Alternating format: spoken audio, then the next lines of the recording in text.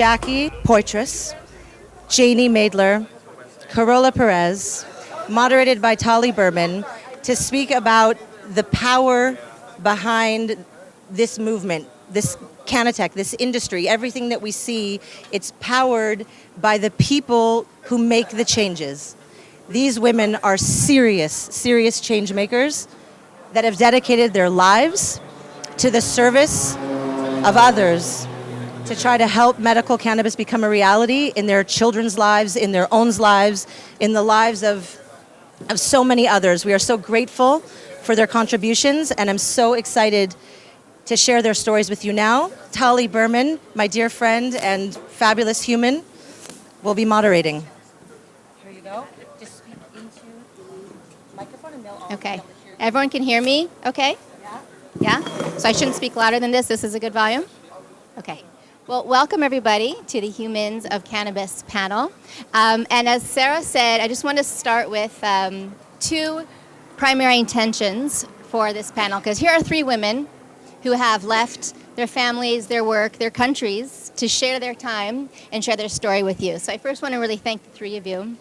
It's really an honor and a privilege to have you here, because really the three of you are here to remind all of us that this is why we're showcasing technology, and this is why we're showcasing research, and this is why we're showcasing all the innovation and all the excitement that's happened in the cannabis industry, is because of the very profound stories you're about to hear from these three women who have either personally experienced the power of cannabis in their own lives, either themselves or with their children, and how it's impacted their family. So this is really a reminder about what this is all about. And I want to just mention one other thing, which is there is so much that's happened in the cannabis industry. And there's two parts to the conversation: sharing all that's happened since the last CannaTech, all the innovation and all the technology and all the research. But this is also the time to have the conversation of all the work that's left to do. And there's a lot of questions about how to do that. And so really, we're going to be spending our time picking your brains, and you will be our guides to learn what you've done and how it's worked, and what we can learn from you to help push this industry forward. So let me tell you who these people are. Carola Perez, who's sitting right beside me. Carola is the director of, let me see if I'm saying this right, Dos Emociones, wow, okay, project, and of the Spanish Observatory of Medical Cannabis, two pioneering organizations in Spain fighting for the regulation of medicinal cannabis and for the improvement of the quality of healthcare. Behind these two ambitious projects, which are currently spearheading a renewed movement for the regulation of therapeutic cannabis, is Carola's personal story. And we're going to get to your story in just a moment. Carola has been able to transform an unfortunate accident and all the suffering it has caused into two initiatives that are now actively contributing towards improving the lives of many patients. So thank you for being here. Thank you. Jackie Poitras. Oh, sorry. We'll get to you in a second. You guys rearrange yourselves. Janie Maedler, who we are privileged to have again. You were on the panel last year as well. Janie Maedler is the COO of Riley's Smile Foundation and Riley's Sunshine. Was faced with a life-altering situation in 2013 when her younger daughter, Riley, was diagnosed with life-threatening bone tumors. She walked away from a business she had owned for 20 years and dove into cannabis research in order to best treat her daughter. While obtaining valuable experience and knowledge, she began helping others. This motivated her to continue her education in the cannabis field. She is now a pediatric cannabis consultant for several hundreds of families. Janie, with Riley by her side, is a policy advisor who has been instrumental in the passing of Riley's Law to allow medical cannabis on school property and Delaware's pediatric autism petition. Janie speaks internationally at medical cannabis conferences about her experiences, pediatric dosing, bone regeneration, ASD, and various policies. So Janie, thank you for coming again to share with. And we were just talking before how we're hoping next year that Riley will join and we can actually pick Riley's brain. She has a lot to say. And Jackie Poitras, welcome. Jackie is the mother of a young woman with Aicardi syndrome. At the end of 2013, she started her journey on the discovery of the medicinal qualities of cannabis in the treatment of refractory epilepsy, and her daughter has been taking it in the form of oil since then. She is now very actively involved in the legalization movement for medical purposes in Greece and has repeatedly met with members of the Ministry of Health and parliamentary representatives in her efforts to advocate for free access. Free access. That's amazing. To medicinal cannabis for patients all over Greece. A petition in the name of her daughter calling for legalization was presented to the Minister of Health with, tell me if this is right, over 43,000 signatures. This initial meeting started the ball rolling and acted as a catalyst, leading to today's developments in the legislation changes in Greece. She is also the president of an association for the Friends and Family of Medical Cannabis Patients, which is called Mamaka. Mamaka. Mamaka. Mamaka. So these are quite extraordinary stories that we're going to hear more about. And so we're going to start with this question, and we'll just sort of go down the line here. Can you tell us a little bit about your personal story with cannabis and how your story has impacted the cannabis industry? You want to start, Carola? Oh, okay. I fell down when I was 11 years old. I was skating, and I broke my coccyx bone. I was 11 years old, and then until the age of 18, they removed the coccyx bone, and they make several damage in my nerve area. So then they put me to neurostimulators, and they didn't work. I was addicted to morphine too, and now it's just cannabis really saved my life, because it has been 12 surgeries. The last one was with 110 stitches. I have to lay down for 3 months, laying down all day and night. So I have to spend most of my time laying down in bed because I cannot be seated for so long. And after doctors proved all kind of things like surgeries and injections and medicines and so much morphine, it came back that cannabis was there, and they didn't give me before. So for a normal person, you can realize from a scale from 1 to 10, my daily pain is from 8 to 9, and I can lose my conscience several times per day. So what would you, if you were to rate your pain on a day-to-day level now that you're using, are you still using cannabis infused milk? Yeah, I still have pain. I still have pain. I have to go to surgery twice this year for my shoulder and then for my back again. So I have to live with my pain. My pain is getting worse and worse. But I can survive. I want to keep living because cannabis and also meditation. But cannabis just is this power tool that helped me to keep moving. That's amazing. And I want to hear in a moment how that then inspired you to do work in the cannabis field. But before we do that, I just want to ask, has that then allowed you to not use morphine? I still have opioids, okay, but instead of 19 pills per day, I only take 2. So I don't say that opioids are wrong. I just say that you have to give the medicines in the right dose and in the right time. So I still have some opioids. I still have some benzodiazepine, a little bit. But instead of 19 pills, I only take 2 and the cannabis. That's amazing. So given your own... go for it. Let's do an applause for that. That's pretty amazing. That's pretty amazing. So based on your personal experience, can you then share a little bit about how that's impacted you to work towards the cannabis industry and the kind of impact you've made, whether it be patient access, policy, or research? Well, because in Spain we have, we can go to the black market or we can go to these cannabis social clubs. There are 1,200 in Spain, but there they don't have information for patients. So when I went to the Cannabis Social Club, the Santa Le Club in Madrid, they treat me so well. They give me cannabis, but I didn't know how much CC, CBD. They didn't explain me about sativa effects, indica. I just tried cannabis, but I didn't know what was going to happen. So it all the time was a surprise. So that's what, after helping another patients there in the club, I started my Patients Association, Dos Emociones. We are 750 people now. We are so happy. We are almost women. 70% of the patients we are women in cancer and pain mostly. And then I created the Spanish Observatory for Medicinal Cannabis, so along with Manuel Guzman, Cristina Sanchez, all the researchers and doctors in Spain, so we can work together and make the government and the politicians know that there is a way possible. Because in Spain we have the recreational market so strong, and there was no one working for the medicinal part. So the politicians always think about cannabis at Rastafaris, Snoop Dogg, and joints and blah, blah, blah. So we wanted to give different approach to cannabis, and I think we get it, yeah. Incredible. So the primary impact, it sounds like, that you're focusing on is reversing the stigma around cannabis, but also understanding the medicinal properties and the dosing so that patients don't have to wonder or go through that long navigational process to find what combination is going to be best for them. Yeah, suppose you are talking about opioids, okay, and you are having tramadol or fentanyl, and you don't know if you are having 100 milligrams or 5 or 400. You need to know, because I have to drive, I have to do my life, so I need to know the doses, because cannabis is psychoactive.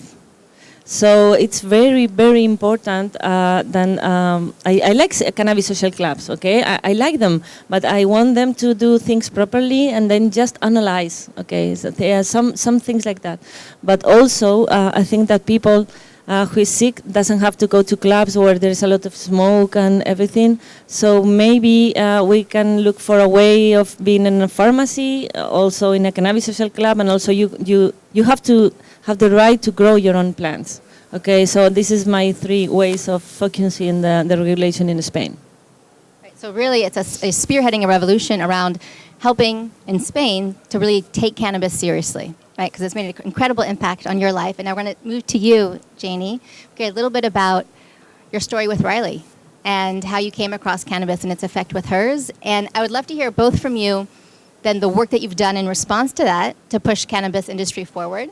And also I'd like to hear a little bit about anything else that's changed since the last CannaTech, any other work that's been happening that you'd like to share with us as well. But let's first hear about Riley and your story with her.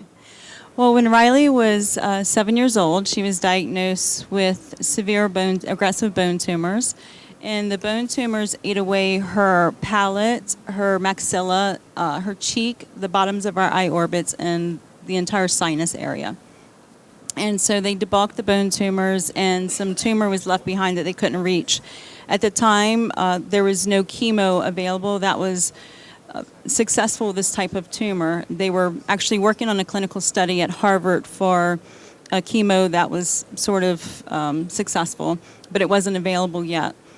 And so they debulked the tumor, left some behind, and of course that's not good enough to mom. So I was determined not to let this highly reoccurring tumor come back and destroy the rest of her face. And so I did my due diligence, did my research, found out that cannabis would probably be an option for a tumor. But in our state, cannabis was only legal for adults, not legal for children. And so I found access to an illegal but safe enough supply that I could get for her. And I just started giving it to her illegally.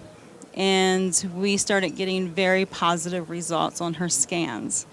And of course, I was very open with her about what I was doing so that, she wouldn't tell anybody mom's giving me some black liquid.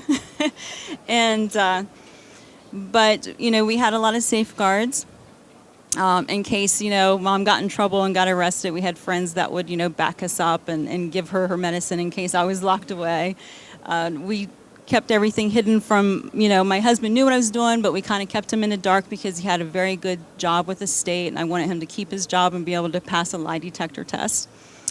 And so when we got to the point that she got her first very, very good scan, it was positive enough that I knew that we needed to come out in the public. And the whole community had already rallied around her, but they didn't know what we were doing. And we needed to, I felt that we needed to come out in the public because there were children that were not getting the positive results that she was. And there was a lot of guilt about that. And she even had guilt, like, Mommy, why can't they have the medicine that I'm getting? and they're getting worse. They're not out of the hospital, and I am. And so we decided to come out in the public, and I invited a senator over. We showed him all of her medical records, gave him full access, and just let him talk to her. And she asked him for help. She asked him not to let her die, and asked him to give her legal access. How old was she at the time? She was 9. Wow. Yeah, amazing. 9 years old, asking a senator Yeah. to push legislation forward so she could have access. Yep. And she told him that she was, scared that if it was taken away from her, that her tumors would come back. Now, I just have to ask you, I think I remember you mentioned this a little bit last year. The doctor's response when they saw the scan, and they were like, what are you doing? Because this is really different. Something's really happening here. Yeah. So how did you approach the doctors when you explained that it was cannabis that was shrinking the tumor? Well, he knew what we were doing, but we couldn't say the words because he was in Maryland at the time, this particular doctor that figured it out. And so we used the terms essential oil. Nice broad term. Yes, and he just said, whatever you're doing, keep it up. So he said, I've never seen, regrowth, regeneration like this. She was supposed to have reconstructive surgery. She has not had any reconstructive surgery, and she's absolutely gorgeous. So it's true. I've seen pictures of her. She is. Yeah. So there was 2 aspects, if I understand correctly, that the cannabis, number 1, helped to shrink the tumor. Yes. And then helped regenerate the bone. And she has not had a reoccurrence. And she has not had a reoccurrence. Yes. So that's what this is all about. That is incredible. Big round of applause. And I know that, as we were talking before, Riley now has a path ahead of her. She is a big cannabis advocate and is really eager to share her story with people. She's huge, and you can't tell this child no. She's on a path. Yeah. So can you tell us a little bit about, then, the work that you did around legislation inspired by Riley's story? Right. So we were able to pass the legalization for pediatric medical cannabis interstate unanimously. She was able to talk to legislators that were adamantly against it for religious reasons, background reasons, and she was able to sit down and talk to them at their level. She was able to talk to them about how, this was a plant put here by God. She even said to them that when she first found out that she could possibly die, that she prayed to God, and that her mom discovered this plant, and she figured that must have been God's answer. And so she was able to get to them in that direction, and they were ready to vote no. They voted yes because of the way she talked to them. And so she got unanimous votes on the pediatric law. And then it was a year later that she was having to walk out of school, off the school property.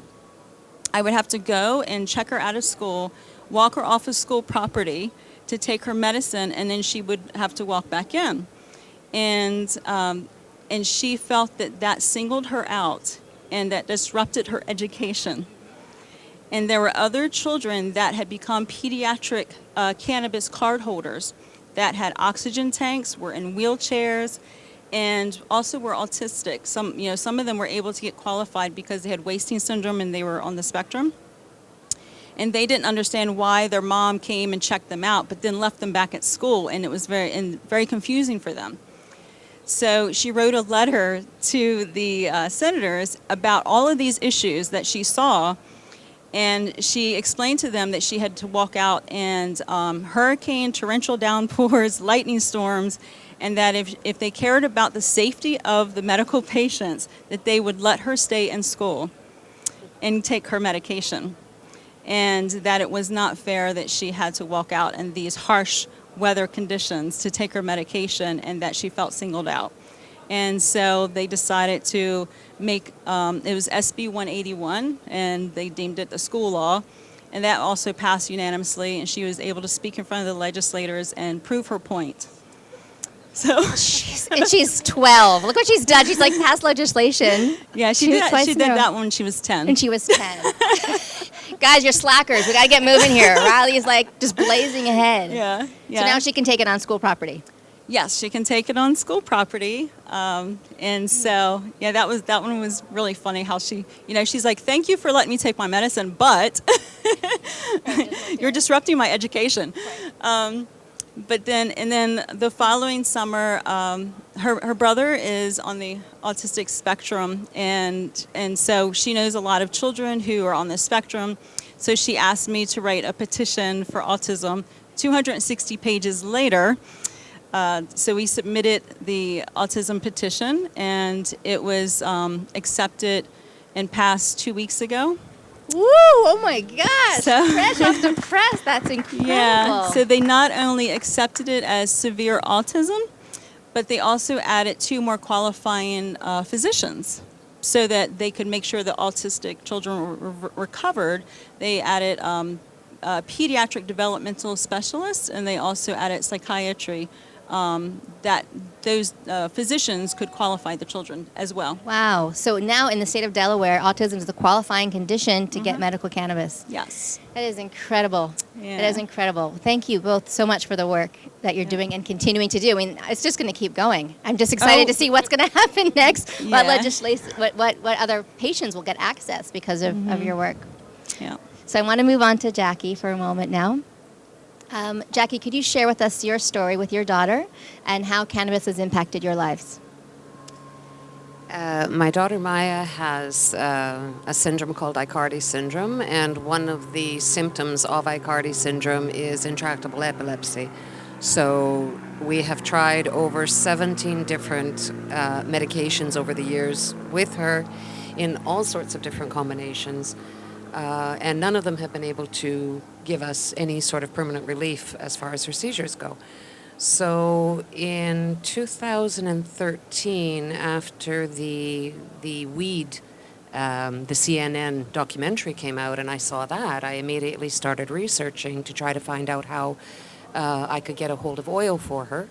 And it took me about a good 6 months. There was even a possibility that we would have to move from Greece back to Canada, because Canada has a medical cannabis program for the last few decades. But I did manage to find, at the time, there was just no CBD around. You just couldn't find CBD out there on the market. And I did manage to find one very special human being who's here with us today and gave me a bottle to try it. And the results were immediate. It was shocking. The day that I first started her on the oil, we were sitting down at lunch, and I always would put a glass of water in front of her to remind myself, basically, to have her drink some water. Maya's very severely delayed, so there's a lot of things that she can't do on her own. So we're eating, and she reaches out her hand and takes the glass of water, takes a sip, puts it back down, and she didn't even spill a drop. And my son's sitting across from me, he looks at me and says, "Mama, did you see that?" I said, "I think I saw that." So what is really important about Maya's story, because I don't think that we will ever get to the point where she doesn't have seizures. What I would really like to put out there in this panel today is that a lot of times we're not talking about cure, and a lot of times we do get mixed up in this conversation that cannabis can relieve symptoms, but it doesn't cure. I don't care if it doesn't cure. Maya's quality of life has greatly, greatly improved. And I still see continuing results. She has now been on oil for the last 4 years of her life. And I still continue to see little small improvements all the time in so many things with her emotions or her cognitive levels or her ability, her movement, all of these things. So it's not an easy journey, and it does take a lot of patience. Not everybody gets that beautiful click the first time and the seizures just magically go away. But I would encourage people, even if they're not getting the perfect results that they want with seizures, stick with the oil. It's going to give you a lot of really other good benefits in your life. And did you see results with the seizures with her in addition to all the other benefits? Could you tell us a little bit about that? She went from about having 10 seizures a day to about having 1 seizure every 10 days. So Wait, say that one more time. She went from having 10 seizures a 10 day to one seizure every 10 days. Yeah. Wow. And I would like to have a happy ending to this fairy tale, but I really want people to understand that it's not just a magic, it's not a silver bullet. It's not like we found the situation, we solved it, and that's it. Her seizures are not as good today as they were then. I've changed a lot of different oils and mixed up a lot of different things. We've removed her anti-epileptic medication. She was on 3, and now she's down to just a very small dose of 1. And so I've never been able to get back to that really good point, but we will not stop. We'll get back there again someday. That is incredible. What incredible, incredible stories. And they're in process. They're not over, as you were saying. You know, that you're continuing to find the ways that that cannabis is unfolding and really making an impact in your lives and the lives of your children. So for anyone in the audience who's listening and wanting to learn more about how they can go back into their own communities and fight the good fight and push industry forward, my question to each one of you is, what quality would you say that each one of you or Riley possesses that you feel has been instrumental in making the impact that you've made, so that we can all hone in on that quality ourselves and not have to reinvent the wheel as trying to push the industry forward in all different areas? So I think I shouldn't ask. I shouldn't reply this question. I think someone has to do for me. I think maybe about patience, maybe strength. Patient, because when you talk about pain, as pain, when someone knows me, they say, you look fine, you don't look sick. And I have to be showing my scars once and again and again. So for me, patience is one of the most important things, and the strength to keep going and keep going and keep going. And sometimes politicians say, okay, Carola, let's do that. And then you cross the door and nothing happens. They make promises and promises and promises. And also, there is one thing that we don't. I'm aware that we are in this amazing place where everyone is talking about patients, but no one is coming to listen to us, of the big companies. So they are working for the patients, but they are not coming to listen to the patients. So this is one of the things that I bother most of the cannabis industry. Okay. They are talking in our name, but they don't sit and listen and help us doing our job. That's one of the, I don't think if you are both agree with that. This is really unfair. They're making so much money with us, and they don't help us to do our job. So you have to deal with this frustration. Also, I have to deal with, they want me dead in Spain. The police is helping me because there are some recreational users that are threatening me of death. So my parents and I were scared. And this was hard also. So you have to be brave. And you have to get nude in every interview on TV. And it's really tiring for me to concentrate and speak with so much pain and the nerves and everything and the anxiety. But I'm also happy because we change we help improve quality of life to people. So that makes all the efforts is deserving, you know. But yeah, you have to keep strong in your head to keep doing and traveling and making all this job. So there's a lot of qualities there that you just described that clearly you possess in spades. Bravery and patience, self-advocacy. And so I'd like to hear from you if you have anything else to add in terms of qualities to sort of have in the forefront, or if Riley were here, how she would answer that question. Well, I know that Riley has extreme determination. You can, like, just meeting her, you know that, and she has a special quality that I honestly can't describe it, but when you get to meet her, like, you see it, but you honestly can't describe it. It's something that her doctor once said to me, it's almost like she's like a little miniature Mother Teresa. And she has this healing effect that comes out of her.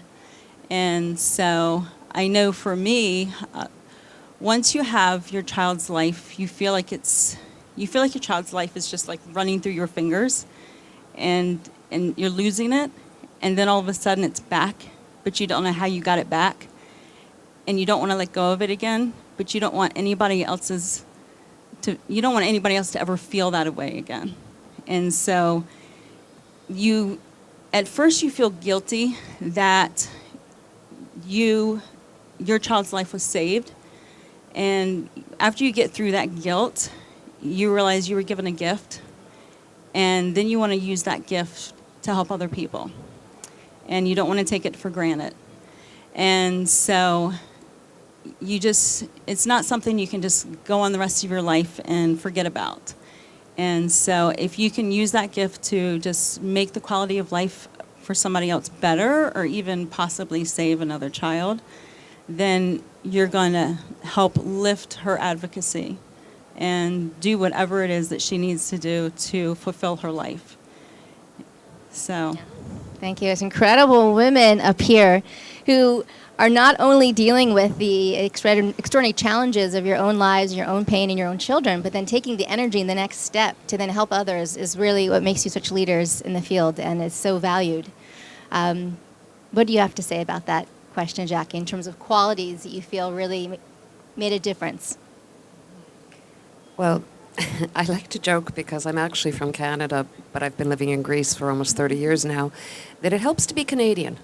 How so? What do you mean by that? I think I'm just a little bit more organized, and maybe a little bit more, I see the bigger picture of how things have to come about. So when we first met with the Ministry of Health, I went very organized, and we took the signatures to him, and we were very specific about the demands. Together with another patients' organization, we presented him with the 10 demands that we wanted. And I'm the kind of person who follows up on it, and I guess it's just the organization part of it. And then, because you told us that you would ask us this question, I remember somebody gave me a coffee mug when I was about 12 years old, and it had a cancer on it, because that's my sign. And I remember it saying that one of the characteristics of cancer people was tenacity. And I didn't know what that meant. So I got out a dictionary and looked it up. And I think that's probably the number one characteristic, is that I just, there's days when it's just so disappointing, and you feel like, why am I doing this? Nobody's really appreciating it, or we're never going to get the changes that need to be gotten. But you just pick yourself up and you go back and you start all over again. And maybe that has to do also with living with Maya for so many years. I mean, you don't have any other choice. You get up and you just keep going. So I think that probably has helped. So now I have a similar question, but not based on quality, right? Because we talked a lot about tenacity and persistence and patience and passion and bravery.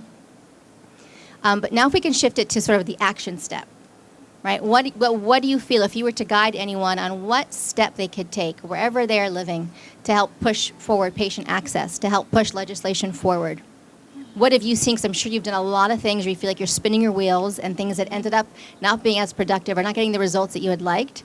What would you suggest to be the thing that you feel was most powerful, was most productive, that you would urge everyone to consider who's wanting to help push the industry forward? It doesn't have to be in order. It can be whoever is inspired to speak first. We can mix it up. Go ahead. Knock on a door. That's all there is to it. Literally, that's how I started. I got up one morning and I was thinking, okay, well, how are we going to, change things so that not everybody's in the same position that we were in, having to import oil illegally from another country to use. And I just literally got on my motorbike and went down to the Ministry of Health, and started asking, who's in charge of the department that brings in medication. And I went and knocked on his door and found a very nice gentleman and sat down and had a conversation with him, and he told me who to go and speak to. So I think, there's a saying in Greek, I don't even know if we have it in English, but it basically says that half of every road is just starting out. So, instead of just thinking that the situation has to change, just go and knock on a door and start changing it, and then everything is just one step after another. Beautiful. Nice. Thank you. My turn? So I think it's really along those lines that instead of waiting around for somebody else to make the changes for you, or a 9-year-old to make the changes for you. She does a pretty good job. Yeah, I mean, you can wait around. But I think instead of just waiting for somebody else to do it, I think that if you need this change to happen, then you've got to take some actions. So you need to find out, call your representative, call the Ministry of Health. Like she said, knock on a door, make a phone call. How hard is it to pick up the phone? And the three of us have been talking a lot about planting seeds. And one of those seeds is going to grow. And so, I mean, it's a lot about that. And eventually you're going to get somebody to listen to you. And I mean, the person that we called had voted no against the adult medical cannabis law in our state. And the only reason I called him, because I thought, well, if this guy who's so against medical cannabis can look at her and say no, then maybe I can't get any of them to vote yes. But if I can get him, it's like a domino effect. So, and if he had said no, I would have called somebody else. So It wouldn't have stopped there. That yeah, would it wouldn't have stopped there. But that's the thing, is you just have to pick up the phone and start calling, because if it's something that is going to improve the life of somebody that you love, or yourself, which I hope you love yourself, then it's worth it. Thank you. Beautiful. And Carola, before I just get a mic, before you answer the question, I just want to say, because I know this panel is called Humans of Cannabis, and I'm assuming it's referring to these humans right here, right? But in what you're saying, Jackie, and what you sort of reinforced, is that knocking on the door with the hopes that you're going to get another human on the other side, and then that becomes the human of cannabis too. These are all about human connections and supporting each other and helping each other. That you being the humans, you all being the humans, the people who knock on the door are humans. There are humans out there. Okay, Carola. No, I just want to add that it's important to have the evidence with you when you knock at the door. It's so important when you go with, for example, Manuel Guzman to the political meetings, because if I go by myself and the politician will say, well, you have opioids, well, you have that, well, you have that, and I said, no, but I choose this, and they say, well, you are like a stone girl, no, you're a junkie. But then when I have a doctor and a researcher, as they are, they have the arguments, because I'm a patient and I'm not a researcher, but they have the arguments to talk. Also very important to talk to the media, because of the stigma that cannabis has is very, very important. And in Spain we have 4 million users of recreational cannabis. So it's like everyone is thinking about this Bob Marley and this kind of culture.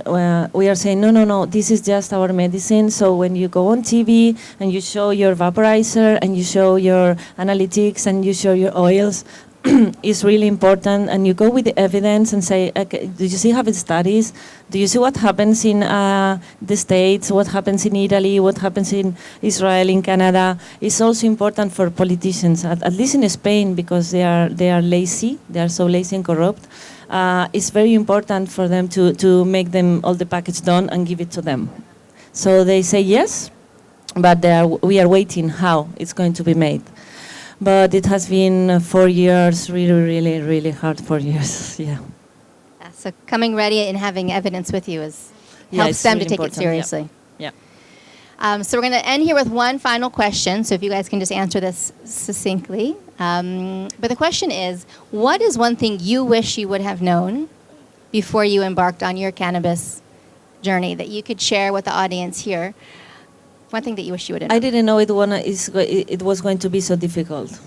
I didn't know that I was not going to have support. I didn't know that I was going to feel so alone and scared. God bless, I have Jackie, and we can share our feelings and our thoughts because we are feeling the same. But this is a fight that I think like everything in this planet, but I think this fight is something that only understands people who is dealing through it. Because as we say before, we are talking about the milling industry, but we feel so alone and without help. So if I have to start again, I will think twice. I'm paying a very high price. I'm so happy helping changing lives, but I will measure my times. I will measure my surgeries. I will measure my pain. You know, I won't put all my strength into that because I'm exhausted. So that's one of the things in my case. What I wish I had known earlier is all of those things that I know now about all of the research that has been done, about all the proof that is out there. I discovered that cannabis could help with seizures when my daughter was 14 years old.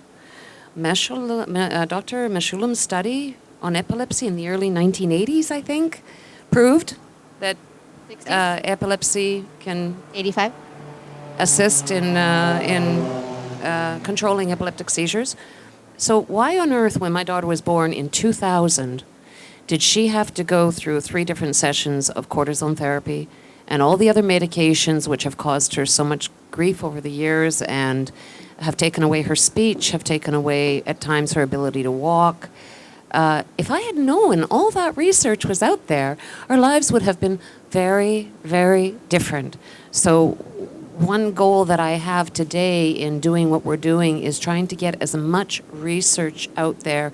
I'm constantly posting on our Facebook group and getting the information out there to people so that they know that we're not just saying we feel better because we smoke pot. There is proof behind this, and it has to start being accepted. I don't want other children being born, and they have to go through all of that first. I want cannabis to be a first choice because it causes the least amount of harm. Yay. Thank you. So, even though we've gotten like a ton of support from the communities and advocacy and advocates, I think I wish that I had known going into this the corruptness of pharmaceutical companies and institutes. Even though you wouldn't expect hatred coming towards a little girl from a pharmaceutical company and her own hospital that had treated her, she's gotten hate mail. And so that's not very kind. And so a research hospital sending a 10-year-old PubMed article saying that THC abuse will cause her to become a child molester. It can affect a child. And so she, you know, whenever she's getting ready to do an interview, I kind of have to remind her to pull back a little bit, breathe deep, and try not to unleash her anger. Skills for life. Because she sometimes will go back to that, you know, I don't like this certain pharmaceutical company, or I don't like this institute that did this to me, because she's a child, and she will fall back into they did this to me, or they treated me this way, or my mom had to fire this doctor because they did this to me and they wouldn't help me because they said I was going to grow up to be a deadhead or a child molester. And so, you know, I don't hide things from her, but, you know, I want her to know what's going on. And, you know, just a couple of weeks ago, there was a video shown in school that made her feel very targeted. And it was about how cannabis was going to cause lung cancer, and it was going to cause her to be pretty much a deadbeat. And, you know, it was very misinformed. And a lot of the children in her school have known her since she started using cannabis. And she felt that it was going to make her a target for being singled out. And so for 2 days she cried, and I kept her out of school one day, and we went to tour the NIH that day. So, those things I wish that I had known, I could have prepared her better for. Well, I want to just wrap it up and say to the three of you, on behalf of all of us here and the larger community, that you have put up some very, very strong fights relentlessly and have faced hate mail and have faced doctors that don't believe you and have faced doors that have been slammed in your face and have faced corrupt governments, and you persisted. And you are literally changing the culture that you didn't have when you were doing the fight to make it that much easier and that much more successful for everyone behind you, really creating a legacy so that they can have access to things that you had to fight so hard for. So you truly are the heroes, and just hope that you continue to do your work, as tiring as it might be, because people are benefiting. Patients are getting access on school properties because of the work that you're doing, the work that your children are doing. So thank you so much for being here. And a big round of applause for Humans of Cannabis.